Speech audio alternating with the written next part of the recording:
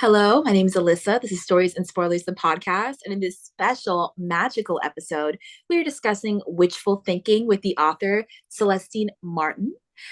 We are talking about witches. We are talking about cozy small towns. This book gives practical magic vibes with a sprinkle of Black love and sisterhood. And there's just so much detail incorporated in this romance. So, without further ado, this is the author, Celestine.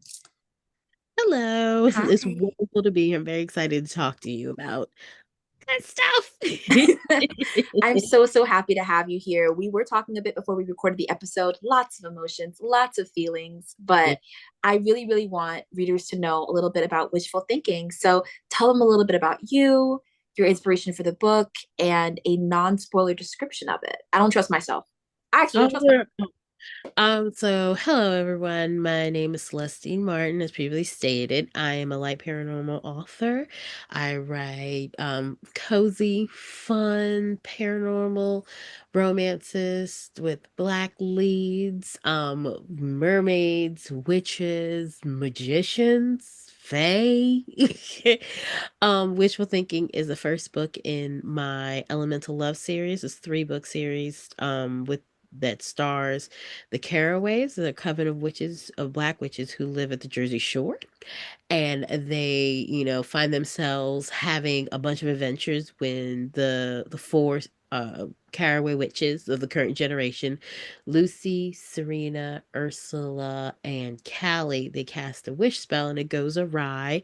In the first book, Wishful Thinking, it has to do with Lucy, and she wishes to have, an adventure and to like kind of make her life a bit more exciting. She's just running through the motions. She's 29. She's figuring out, oh my gosh, what am I going to do with my life? And so she makes a wish and she ends up being like reintroduced, trapped in a Ferris wheel with her former high school crush and sweetheart, Alex Dwyer, who happens to be a merman. And then together they have the coziest summer of their lives. So that's it. That's it. The book, Wishful Thinking, and of course we have a follow-up books, Kiss and Spell and Deja Brew, which rounds out the trilogy. Honestly, like I just opened my beautiful copy. The cover, for folks who are listening and who are not looking at visuals, is a man and a woman under a crescent moon embracing and kissing, and she's on her tippy toes and they're surrounded by stars. It is so beautiful. I actually have a tattoo of a crescent moon. That is how much I love celestial, like, I guess, like the cycle of things, how the moon is constantly Oh, changing, as are we. I think that's so, it sounds very hippy dippy, but I believe it's true. And it's very beautiful. I even have my little moon earrings to represent you and this beautiful book.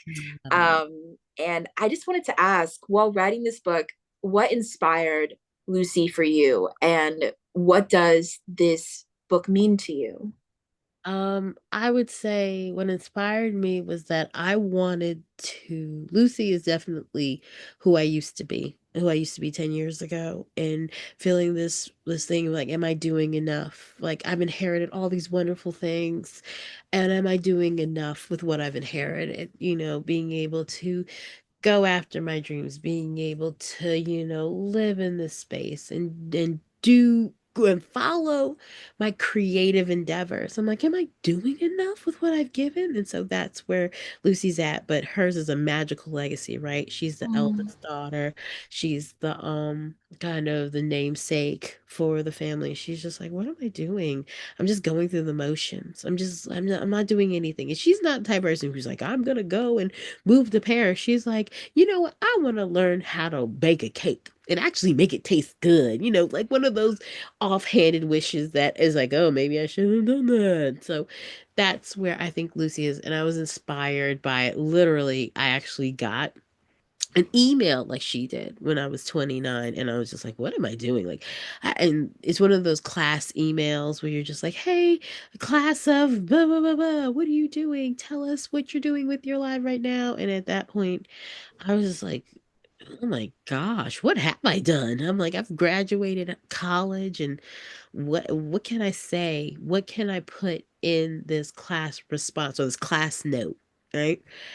And I, like Lucy, want to say by by the next year, I want to have all this exciting stuff to have to say. And fortunately for me, a lot of exciting things have happened since my desire to do that class note. So it's about having the courage to change and to change your life. And it's small steps. It starts with small steps, not big steps. You want sustainable steps. And I feel like that's why the wishes are so small because she's like, I know me, I know who I am, and I'm not going to do anything big, but starting off small and then gaining that courage and gaining that ability to do like those small steps so that they change her life gradually.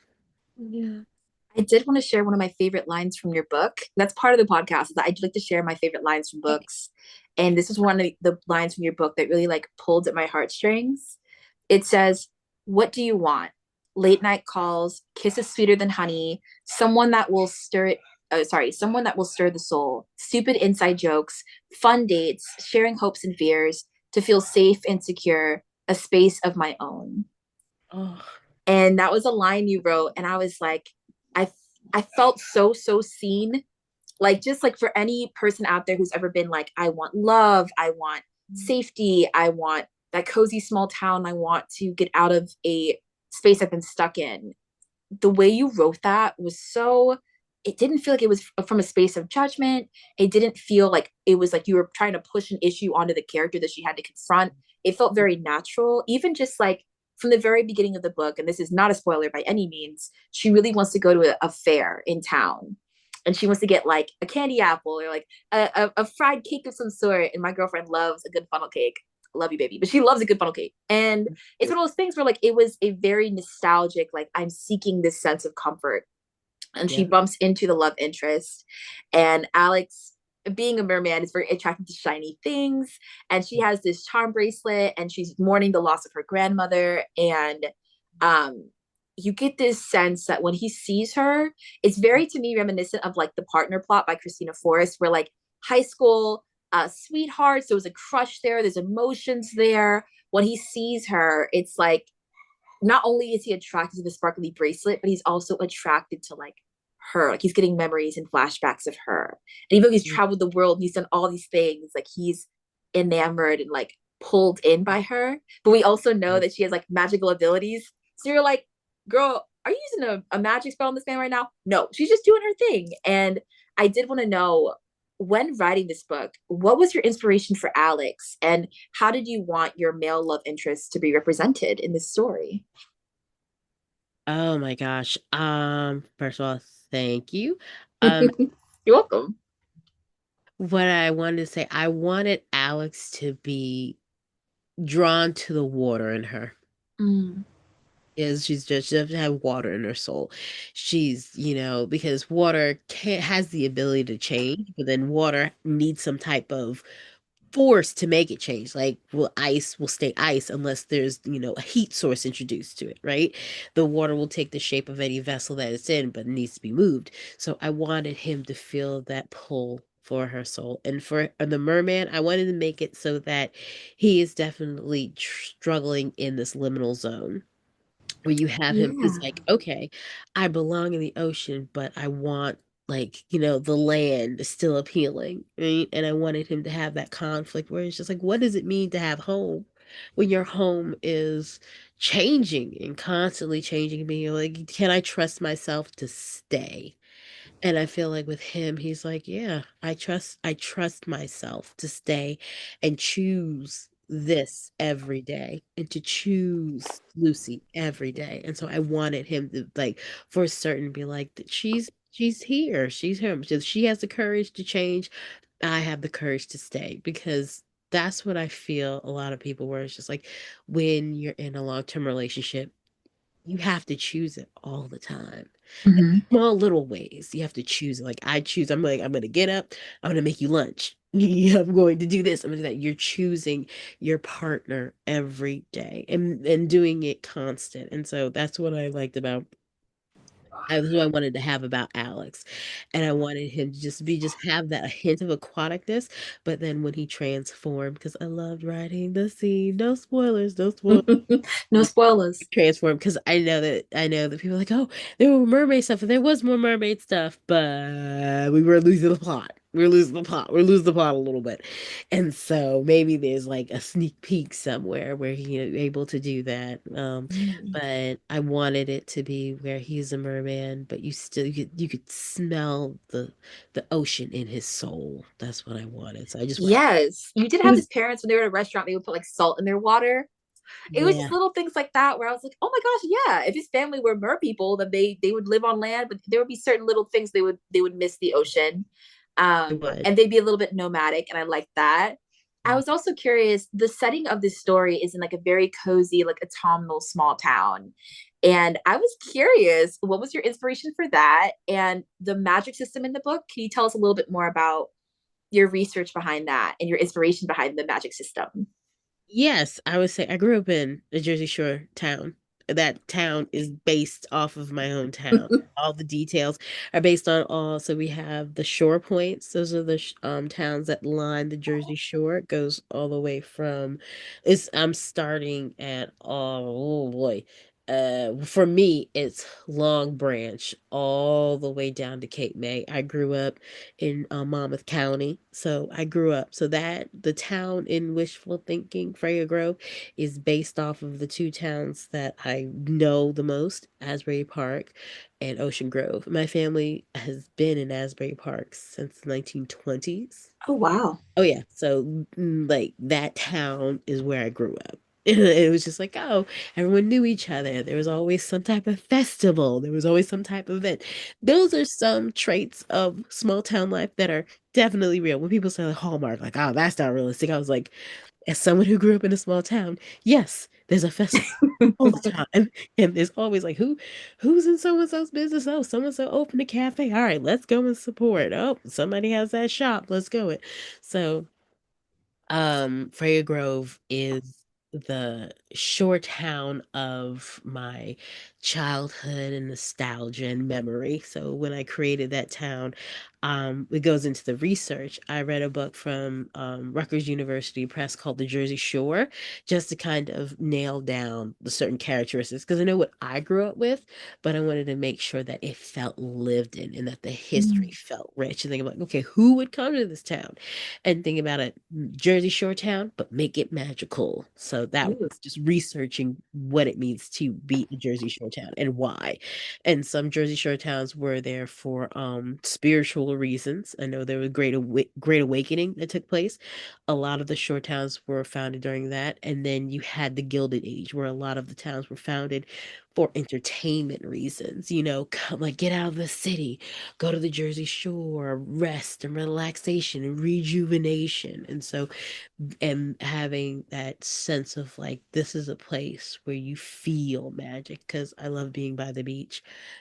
And that's where kind of the research when it came to making the town. Now, the magic system, a lot of my research came from the Library of Congress and thinking about African American folk magic, hoodoo, right? And making a system that didn't like, oh, I'm going to take this or take that, but I wanted to make sure the magic system was in its honor and name. I didn't want to say like, oh, I'll do this. I said there's a lot of things in the book. I was just like, okay, I'm gonna change this to see like, okay, what would my Caraway witches like? What would they have? I said they are descendants of the Great Migration, the movement of African Americans from the south to the north. So they're gonna have caraway seeds. They're gonna have certain items with them. And so that's where the magic system came about, researching hoodoo and folk magic from the places where my people come from. Because one half of my family came from North Carolina, another half of my family came from South Carolina, and researching those and then making the caraway magic system and going on Pinterest and actually making a visual spell book. So, That is so cool. oh yeah. It was like, Speaking of spells and herbs, one of the first pages of your book I wanted to share a little bit, I won't share too much, is the Caraway Notes on Herbs. And I loved your description of lavender and rosemary. You said lavender raises the spirits. The herb is used for relaxation, to calm nerves, and to treat burns. fresh herb and dried flowers add to tea with a cheering effect on a person. And then you say rosemary, a wonderful remembrance, is often used to relieve cold, headaches, tension, and forgetfulness. You also discuss like honeysuckle and passion flower and rose bushes. And I Yeah. was just wondering, like, when discussing all of these things, did you have any women in your personal life that you were thinking about when creating this sisterhood and just the family dynamics? My mom and her sisters, because she's one of three sisters. Oh, wow. She's one of three sisters. And seeing that dynamic, people are like, oh, charmed. Of course, little nod to charm. My mom is one of three. And so seeing that dynamic, the dynamic between the three sisters closely mirrors my mom and my aunts and the way Oh, they wow. like love on each other and get after each other. That's something that was very close to me. And just like the women in my life, the cousins, and, my play cousins, and I wanted to make sure that represented just like the sense of sister being like, okay, we got your back. Where do you need us? Okay, if we're coming over with herbs or tea. And I think that, especially Callie, even though she hasn't had her book yet, though people are like, where's Callie's book? Listen, I get it. I wanted to represent the kind of love and sisterhood that I've had in my life. And so it's just like, hey, we're gonna look after each other, whether it's gonna be like we're gonna come over, cook you a meal, or we're just going to sit with you and just cry with you. I wanted that feeling of family. Yeah. There is lots of spells in this book, and there's a house in this book that may be a little bit funky, a little interesting. I guess my last question for you that is not is non-spoiler question, of course. And this whole episode is non-spoiler, but I was curious as to why you made one of the issues in this book related to a house, and kind of what was your hopes when like developing this love story. Like it felt very low stakes. There were Yeah. serious issues being discussed, but it felt pretty low stakes. And I was Yeah. wondering if that was intentional. And I don't know, just like the way that you built it all around, like his family doing something big for him out of love, and he receives it in an interesting way. And you also get to see her not manifesting, but putting out into the universe what she wanted. So if I was really interested in this mirroring between like your anxiety about certain things people may give you versus what you want. You know what I mean? Like, I want this, so I'm going to put this out in the world. And then he gets something and he's like, I did not want this, but he responds in a certain way as to like not hurt his family. I was very curious because I felt like those two chapters like mirrored each other really well. One person's asking for something and the other person just got something and they're like, no. I don't know. I was curious as to like what your inspiration was behind that. So I wanted to put Alex in literal hot water. I wanted to give him the last thing he wanted, and so that was it. Good idea. It's Yeah. actually brilliant. I'm like, yes. And Yeah. then Lucy's like wishing for certain things. Mhm. And I have to say that like moment when one of her sisters is like, hey, I need this to go a certain way. Like I need this. Oh And my god. Lucy's like, magic doesn't really work like that, but I'm gonna do my best. I'm gonna do my best. She And pulls then out the family book and then certain things happen. And I was like, oh yeah. Oh no, that was definitely I wanted that to happen. And I wanted the way I wanted it to happen was that so when the thing that happened to Alex happens to him, it's not like, "Oh my gosh," like I said, no, it just happened to be concurrent. Like mm. sometimes it was a happy coincidence, right? And then later on we realized, wait, what? Oh my gosh. And so realized a few things. And I mean, and then also Alex, when his parents gift him that, they're like, well, why didn't you do this before? Mm. Why did you do this before? But then they realize, it's time, it's time to make this change. Because even the Dwyers, they're changing, Horatio, he's going through his own stuff. But for them, I wanted him to have something that she would want. And the two of them was like, well, you know what? And I wanted them to have a project because that's how they first fell in love. They fell in love at a high school project. So I said, wouldn't it be nice to kind of book in that story? We're like, oh, well, we fell in love because of this project, this big project. And for me, low stakes were needed because I wrote this book during the first administration.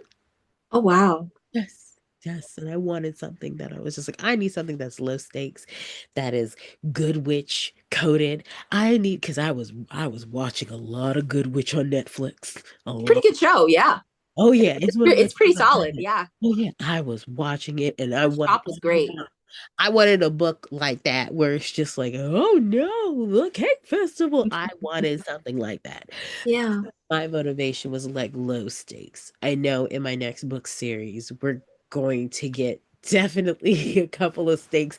They're gonna be like, where is she going with this? But you're like, oh, okay, I see where she's It's going. all gonna connect. I trust you. Gonna After connect. reading this book, I'm like, wherever you lead, my captain, I will follow. Like, if your books are a ship, I'm just a matey. Like, I'm just here, Thank you. helping with the sales. Yeah. Like, I while reading this book, I just felt so like swept away. Like a very cozy like retreat is the energy of this book. Oh, thank And I guess my last bookish question for you is if you could list off the book tropes in your book, what are 5 book tropes you would use to describe witchful thinking? Oh my gosh. So in this book, I would have to say childhood sweethearts. Only one house. It would definitely be Small town. small town. Yeah. Me. Yeah. Small Who town. said that? I was thinking it was just to be like sisters forever. Yes. And it would definitely be like it's magic, because it's Oh, definitely like filled with magic and quiet moments. Like this book is a quiet book, and I wanted to be a quiet book because I feel like they're just as important as like big splashy books. Quiet books are the books that you read where you're just like, I just need something.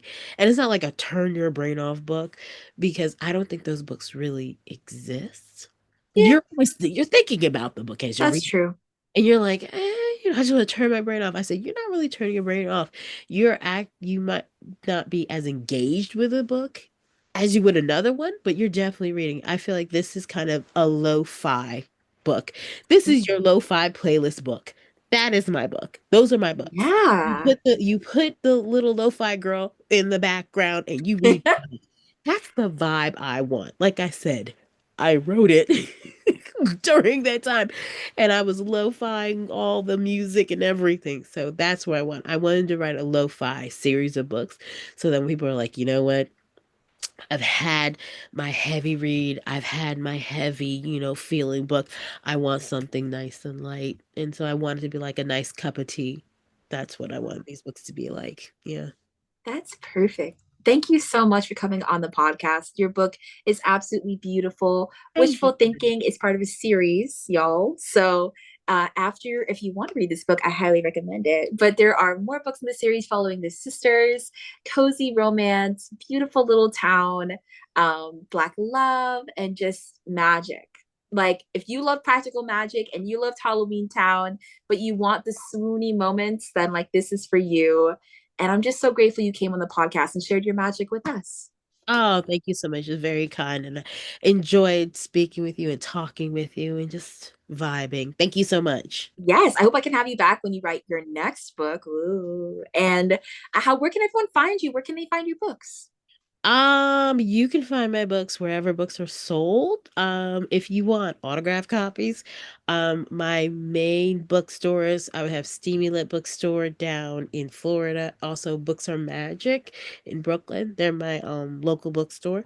So you can get autograph copies that way, but you can find them wherever books are sold and available. And yeah. Awesome. I will make sure to link your Instagram below. I'll list your books below as well, so folks can just copy and paste, put it into their Goodreads, put it into their Fable, and find these bookstores as well. I'm just so grateful to have spoken with you, and thank you for everyone who listened. I hope that you end up reading Witchful Thinking. I think this would be perfect for like October, like November, like autumnal vibes. Also I year round. Well, I will say this, the books coincide to different seasons. Ooh, So you have Wishful Thinking. It is my summer cozy magical romance book because it starts in ooh. May and then it ends in September. What? You have Kiss and Spell, which is my spring book, starts in March, ends in June. And then you have Deja Brew, which is my love letter to fall holiday, Ooh. starts starts in October, repeats October, and then it goes all the way until January 1st. Wow. Oh, I'm getting like Groundhog Day vibes. Okay. I It love a good is. loop. We love a good loop. No, Yeah. no spoilers. No spoilers. What? It wasn't a No, spoiler. no, no spoilers. It's literally on the back of the book.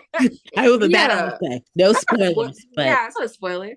Thank you so much for coming on the podcast. And to everyone who listened, I hope you have a wonderful day or night. And please read this as soon as you can. This is also, according to the author, perfect for summertime.